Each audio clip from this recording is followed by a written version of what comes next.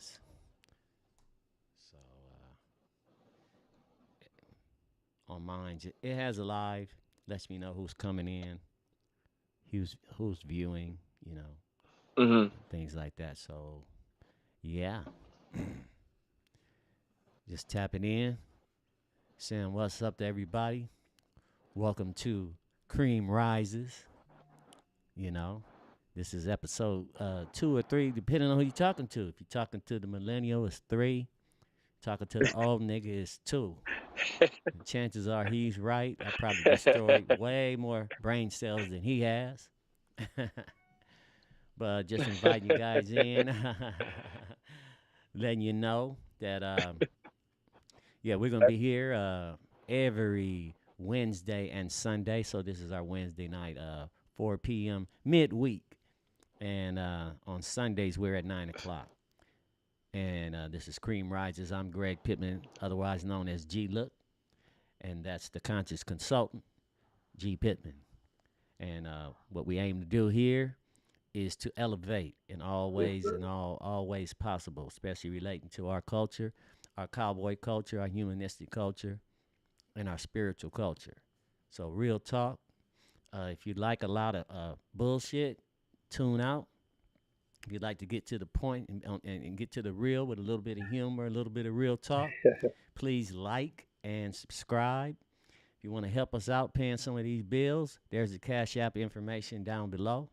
You know, a penny would help. Anything in your heart to help us out to keep bringing this good content to you would be appreciated. But so without further ado, um, G, how you doing, bro? Man, I'm good. I'm good. I thought that was funny. He said third or second, depending on who you're asking. No, it's good. So, man, Mhm. the point is truth. That's the point, right? And so, no, it was on my heart today, and we were chopping it up earlier, and we wanted to talk a little bit about you know, culture, race, and how that ties into spirituality within your life. I thought it Right. was interesting. It came to me. I was looking at some stuff that Mike Rashid is doing. I don't know if the audience is familiar with Mike Rashid. Most people are. He's pretty semi famous in the fitness world, and he's kind of into spirituality now. Well, Uh, let me give a he's proper intro. creating a People got to culture. know. People got to know what you do, though. Uh, you are a spiritual consultant and you are a Mm, personal trainer as well.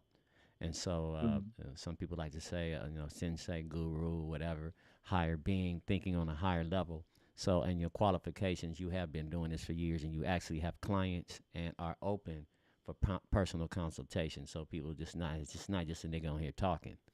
You know what I'm saying? So I just thought I'd Oh say that. yeah, yeah. No, I appreciate that. Yeah, I kind of assume they know. Yeah, I am a spiritual consultant. My background's in mental health and spirituality, and then I've done that as my line of work for the last like 10 years or so. Different capacities within contracts with other businesses, and also solo as a private contractor in my own freelance business. And so I do that. I consult people on every level: mental, emotional, spiritual wellness, and well-being, and how to imply that and implement that into their everyday life. Um, so their mental and emotional well-being can be optimal and the highest experience they could have in this place, no matter what their religion or what they do here. So that's kind of my thing, and that's what pushes through me in this place. Personally, I'm a hyper spiritual, meaning when I say that, if I speak from my own point of view, I'm very tapped into the unseen things of life and how that comes into the scene. Sometimes it's a little spooky or woo woo to people, but I know how to bring it down into pragmatics as well and make it practical for everybody. 'Cause I know everybody not tapped into everything the same way. And, people's in this flesh. We need bodies. People got jobs and bills and kids and things like that. So definitely know how to bring that home too. And that's partly why, I wanted to bring and talk about this subject about race and culture and spirituality and how that ties into our everyday life and just how people are experiencing this place and what we got going on now. And that kind of segued me back to what I was saying about Mike Rashid. He just using him as an example, and he was speaking on creating a declaration of freedom, like spiritual freedom and physical freedom um, for like black people or whatever. I know Mike Rashid is a little bit more expansive than just black for black people, but I know he is black. We are. in these black bodies, and there are agendas and things at hand that take that type of concern and take that type of direction. I kind of wanted to bounce something off of you, G. Look, you being born in 1960, and not just even talking about just black. I'm talking about race and culture in general. We are in a black frame, so I'm using that as our catalyst and our example. We are in Black America, so I definitely want to see how we can dialogue and people can understand where I'm coming from and how we can implement a higher consciousness within what we got to deal with in our everyday life, but also keep our spiritual direction. So Yeah. I want to just ask you a little bit, G, look about how that tied into your life, being more than 1960, being in a higher thinker, higher consciousness, kind of being a little bit ahead of your time in a lot of ways, but also coming from the dynamic of, understanding the whole what's happening in America with the black culture and all that stuff, and also how in other cultures as well, but just from your experience and personally. Well, yeah, I appreciate that. And just for you guys tuning in again, this is Cream Rises, where we're we're trying to address some things that we can help our children, our people with our own self and get to a higher consciousness. So we attack some things, some hidden things that may be there. And so I appreciate that question. Um, Also, just one little bit of business before I answer that question. People are asking about the hats that we have on and some of the things that we do. You can go to that's a good look dot today, and I should have it on the screen, but I don't. That's a good look dot today, and you can look at our Hmm. merchandise and look at some of the things. You can also again share, like, let's get the word out that we're talking real talk. Um, and but to answer your question, from Hmm. my generation, see, I come from a generation where um, things were steeped in racism, steeped in suppression, and God as a legacy of slavery. The notion of God or the spirit of God or anything like that was always built around hope and about one day gonna be free, and it's okay to be miserable because God is gonna pull me through up out the river one day, right? So it was definitely not about a real relationship with God as a God or as His Son or as the same Spirit manifest in the body that we can connect with God. It wasn't nothing like that. And so religion was kind of pushed on us, kind of like eating all your spinach and things that we had to do. And my first experience with that had me a little bit jaded within the church was I used to go to Arkansas every summer as a kid. I'm here in California. I used to go to Arkansas, and in the '60s they had those wooden churches, and they were very Baptist Pentecostalish, hollering. A lot of big old fat ladies with the fan. It was hot, and a big old black preacher in a little town, a little area that paid homage to the preacher. The summer lightning storms. I mean, it was never. I never really thought that the God thing was. I didn't feel the thing that I think I'm supposed to feel. You know. So as a kid, I had an incident happen where I went to church, and it was my auntie and my grandmother, and we were at the church, and the big lady, singing the beautiful song that scared the shit out of me, but it was loud and everybody was hollering, and I thought I was supposed to like it, so I was clapping my hand, but I couldn't wait to get out of there, and it was a thunderstorm, so I'm back at the house now playing with my grandmother there. Of course, all the men had moved up north to make money, so my great grandfather was in Milwaukee, and everybody else was gone. And I was there visiting for the summer, and it was just my grandmama, my auntie, and one of my other cousins there. But she was really my auntie. They called her my cousin. And I remember I was outside playing, and it was uh, a storm coming, and I got under the house because the house was up on bricks. And I don't know, I was about 4 or 5 years old, and I'm hearing all this hollering, the same kind of hollering that I heard in the church. I heard that kind of hollering. And those houses had the floors, you could see through them. They had the brick, my grandfather built that house, so you could see through from the under the basement up into the room. I looked up, And the Reverend, that same black dude, he had big pink lips. He's about 6'3". Looked like he could play on the Steelers or something like that. Like he was a big old black. Nothing wrong with being black, but just that Arkansas sweat black who had the deep voice. And I peeked up through the wood floor there, and he was having sex with my grandmama and my auntie. Yeah, so I didn't know what sex was. I just knew they was naked and there was a lot of noise. And so I got, I made a noise. I made like a, like a little boy, and I think he heard me. In fact, I know he heard me. So I scampered from under the house, and I ran on the other side of the house where all the chickens and the roosters and shit was, and I pulled, pretended like I was peeing on the side of the house, and I hear him coming down the stairs. He comes and stands next to me, pulls his dick out. His dick is black, bigger than my whole body, and just starts peeing right next to me. He looks me in the eye with the bloodshot eyes. He looks me at me and says, "Do you believe in the power of God?" And I fell on the ground. Yes, yes, yes. And so that kind of ruined my summer. I couldn't wait to get back to LA.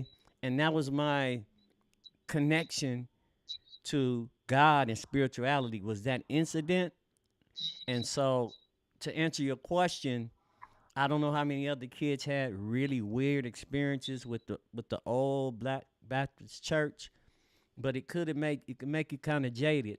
It made me kind of jaded because when I come back to LA, we'd have a Right. similar thing at some of the churches my mom took me to, with the hollering and the loud preaching, and it's gonna be all right, Yeah.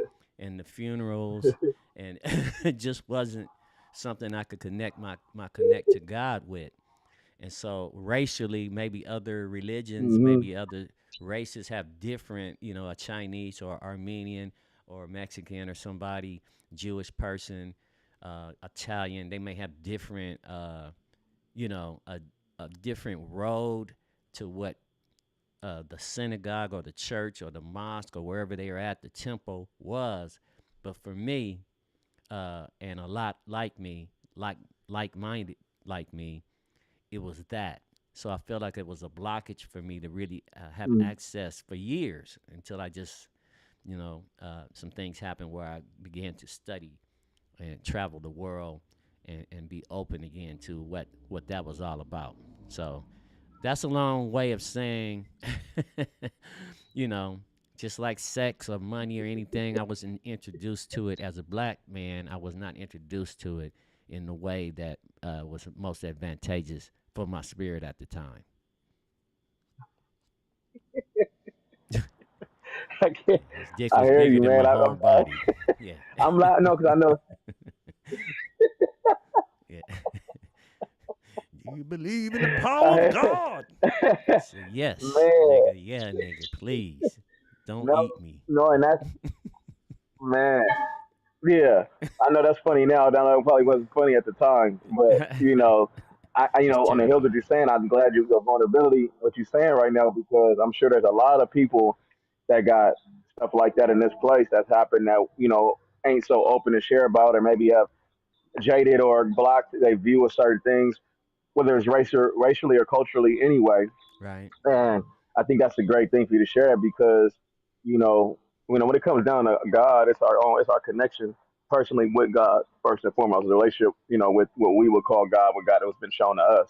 We usually are introduced to that though by religion or some other people, which is cool because that's kind of like our introduction in a lot of ways before, after we leave being a baby when we don't need that and then we in this world and you kind of need something. Right. And um, so for me, what I like to do is what you just said. I like to pick, go beyond those traumas, those traumatic things, those illusions, and connect, go to the source of that and connect that. And that's what I was on the heels of what I was saying. I feel like, that tying into what culturally, whether it was black or just any race, how God ties into our everyday life and our movement, and how that can cut off or segregate certain aspects of our experience because we so focused on that. So like for you, that trauma probably probably it probably tell you up for like even about experience things in a black church because you probably it just tell you up. You know what I Oh mean? man, yeah.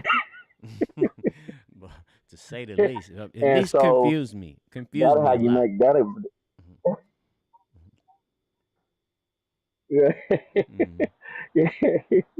Like Eddie Murphy said, told him up. mhm, So no, no, no. But I do have compassion on that though. I have a lot of compassion on that because I understand that we in this physical earth realm, and everybody that's a body, that's a being, is seeking something higher or something divine within it and within themselves. And I feel like a lot of times the introductions to that or what our traumas and that can definitely limit our experience in that or our ability to keep pushing through that and to that to see. mhm, And mainly the state of our heart is what I'm talking about. mhm, Mainly can harden your heart to protect yourself or create a segregation or like and that's why I'm going back to culture. mhm. Really isolate your culture or your race or something like that to protect yourself because the way that you've been traumatized in this place, whatever has been happening culturally or racially in America or in any other place, any other time in the history of the world, and to me, the whole point of spirituality is to push beyond all those limits. Mhm. Now, we do acknowledge those things, and we live accordingly to what is according to what it is. You know, there's a time for everything, there's a season for everything, there's a place for everything, there's a level and a spectrum that everything gets acknowledged on. So, of course, Mhm. we in this body will eat some food because the body needs food. I'm in a black vessel. That means I honor. Of course, I'm recognized as a black vessel in this place as a black Mhm. man. But that shouldn't be the supremacy of our spirituality. And I think these are, I call them thresholds or cul-de-sacs. They can be cul-de-sacs or thresholds Mhm. that can we can get trapped in for a little bit before we go into the higher realms of what spirituality is truly about. Because we might get stuck there for some years, or you know, in my case, I look at things in lifetimes beyond just years, but years or lifetimes or whatever. We always gonna eventually be pulled through by God's grace, but like you know, someone to see that, someone to see that. But I Mhm. feel like things can be thresholds or limitations to how we can experience God based upon getting stuck in something that is a reference or a physicality in this place that we need to address at times, but not it, let it be our ultimate. You Right. know, I always look at spirituality or our life in general as finding the point. It's what's the point. And so Mhm. when we find the point or the source, then we know that everything else that comes from that can be acknowledged or addressed, but it can't supersede the point.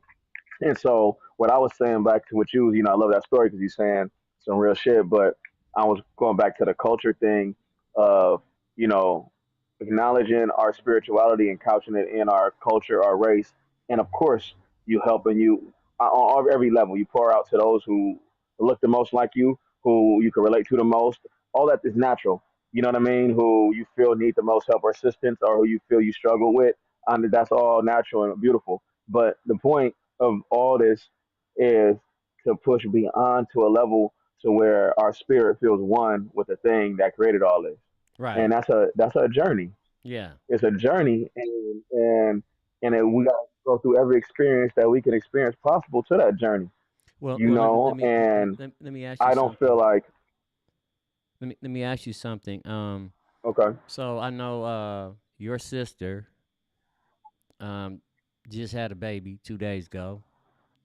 Um, came into this world through her Hmm. body. Uh, what do you think the baby, which is a girl, connection to God is?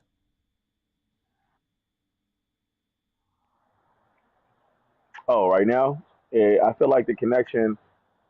So that's a good question. People always say that.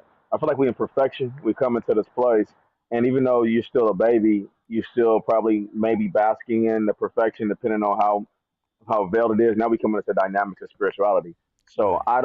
I wouldn't assume her state. I know that her thing is probably closer than yours or mine if she was already still, you know, and was just fresh from the womb of God. Yeah. But at the same time, when we come into this place, we're veiled. You know, we have veils, and her state of consciousness is based upon whatever the will of God had her come here to see and be. So to be fully enlightened and awake and just be feel like she's one with God, or she could be feel separated already. You know, just because she like I'm in these veils, I'm in this place in this physicality. So for me, I feel like she probably definitely her purest that she's that. until she finds it again in this place to realize her purity that she's ever going to be right now, Just a truly, God because she conscious. coming in a baby with no intentions, This is right? No from physical intentions. No. that's a big God consciousness, right? It's not just a Christian dynamic because the mama's not married to the daddy. Right, So right. you get what I'm saying? If we talking about the race part and the trappings and the truth Right. shit and the shit that ain't, or the shit that matters or it don't. You know what I mean? I know Right. love is pure, but if we're gonna Hmm. go about the theology of Christianity, is the baby gonna have the same spirit and blessings that it should, being born willingly out of not wedlock?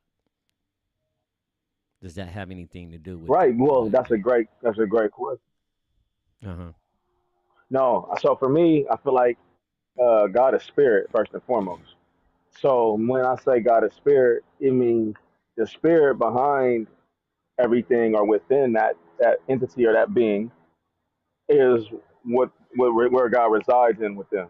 So the mortal flesh and what happens in this place and what we feel like we fall short or what we can or can't do or all the mess dynamics of the what could seem to be a human mess in this realm Mm-hmm. does not affect the spirit that God has within us. It actually edifies it. It shows us. It helps us see more of God if our eyes are to see that. Right. So what I always tell people is this: the good and the bad in this place are still showing you God. Okay. Yeah. The good and the bad is showing you God because good and bad is preference for human minds or what people may prefer. Some people have a lot of agreement on certain things that are good or bad. Like most people agree that murder is bad. There's things like that, right? But in the duality of this place, the good and the bad that happen to you, the traumatic and the beautiful, benevolent, and the things that you want to happen and things that you don't want to happen. And when you feel like you win and when you feel like you lose, is all pushing you beyond it to show you the spirit Mm-hmm. because God is spirit. Mm-hmm. So that's why life is like that. That's why it's set up like that. Even the most beautiful life got struggles and hardships and trials and Right. traumas, Right. Right. right? And so it was to show us to never put our stock in the flesh, even though we got to play in the flesh. Mm-hmm. We don't put our stock in the flesh. Okay. So Okay. it's a whole different dynamic. You know what I So when you mean? say duality, that part, that can raise a Hmm. few red flags. If we talk about, we know that God, to me, God is everything. You know what I'm saying? So it's like, Hmm. is there a duality being here in this space on Earth in these vessels? In other words, north and Is south. there a what?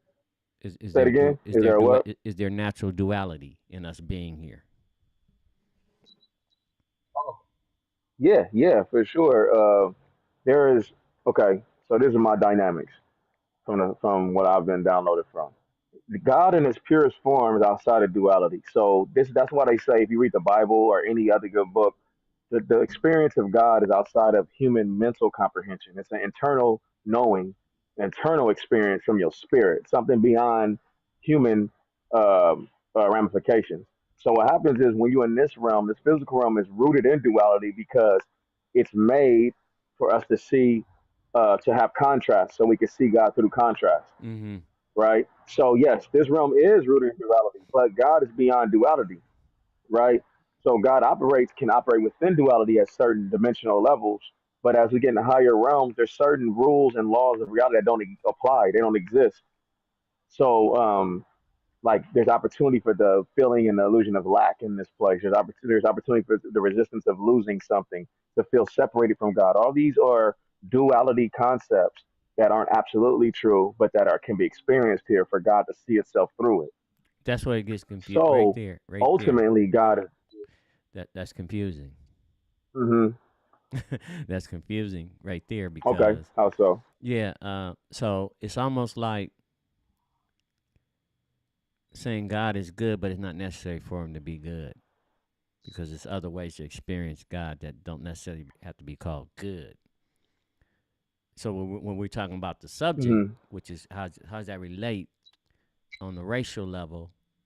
con- connecting to that truth or Mm-hmm. a truth as opposed to what we think. That's the confusing part. So, yeah, I mean, I happen to know what you're talking Mm-hmm. about, but I'm saying if the average person listening here is trying to find some sort of Mm-hmm. peace and solace as they walk through this place and to have a connection with God, when for years Mm-hmm. and years and years, everything they've experienced about God is Martin Luther King, Reverend King getting shot, Mm-hmm. or that preacher got the gay dude on the organ, and the ex gangster is the deacon, and they taking the people money, or the preacher's a pimp, or and racially we have, and it's still, I mean, it's to me, it's doubled down, manifested in our spirit, as far as how it's taught to us. How do you jump from Tyler Perry making movies using the Christian thing, or you know uh, what is out there, from to the truth? How do we understand that God, there is Mm-hmm. duality here, and you can have peace and you can connect to God when you know when we see what that represents to us as a people, as far as the conflict in the church, the Reverend T.D. Jakes, and the money, the prosperity preaching, Mm-hmm. and all the shit, all the shit. How you get past the shit to your spiritual freedom? Right. What is one thing that we would have to realize, or Right. is there an event that happens, or how does that happen? No, I think so. So that's a great question. I could just give some basics from my dynamics. Mm-hmm. First of all, the answers be words that people don't really like a lot. Like surrender is a big one. That's what I'm You talking got about. you was given a lot in life, and Yeah, I'm saying, yeah, you because know what I I'm see, saying. You was you given a being lot you being in nice. life, You're not being and nice to the people, and the cream got the rise. So I heard you being nice over there, and how you say that church ain't shit, and the shit they doing is blasphemous, and that's not real, and connect to God though, so yeah, right, right, and right. and Yeah, experience God, yeah, the it's definitely a love. mind, a shift in the mind. Yeah.